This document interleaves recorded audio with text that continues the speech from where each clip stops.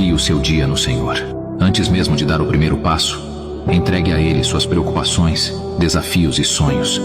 A palavra nos ensina: entrega o teu caminho ao Senhor. Confia nele, e o mais Ele fará. Salmos 37:5. Não importa o que você enfrenta, Deus já está à frente, preparando o melhor para você. Ele é o seu refúgio, sua força e a razão pela qual você pode seguir em paz.